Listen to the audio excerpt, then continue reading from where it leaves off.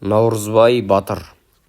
Кенесары хан бастаған көтерілісшілер сыр бойына қарай көшеді. Көш алдында жеке топ-топ болып батырлар жүреді. Наурызбай мен Жәуке сыр бойында отырған бір ауылға келеді. Келсе ауыл қаралы. Алыс шөлден көшіп келіп алдындағы нар қамыс өскен судан өтейін десе, адамға шабатын жолбарыс жолдарын бөгеген. Кеше бір азамат барып мерт болған. Бүгін бір азамат жолбарысқа таланып жан тапсырған.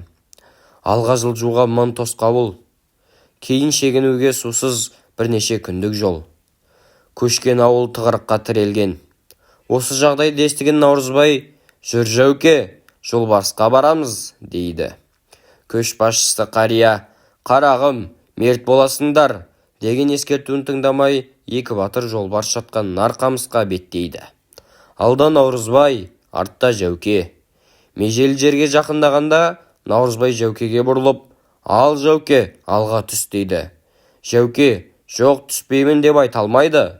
Наурызбайдың өзінен қарындасы үшін кек алмаққа жасаған айласы деп түсінеді.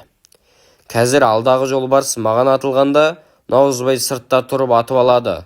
Сөйтіп, мені де өлтіреді, жолбарысты да олжалайды деген ой келеді.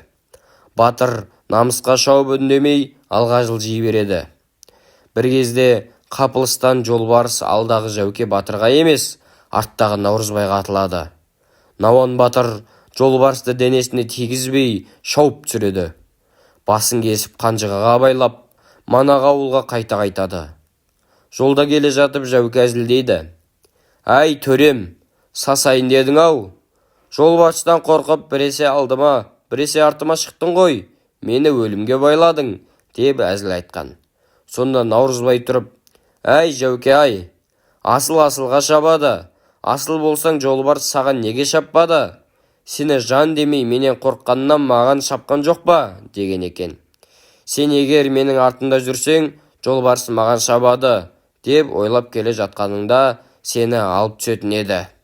Азулаң қашанда алдыңғыға шаппайды, артқыға шабады. Бұл жолы сені өлімнен мен құтқардым достым", деген екен Науан батыр. Шөптібай Байділдиннің тарихымызды түгендейік кітабынан алынған.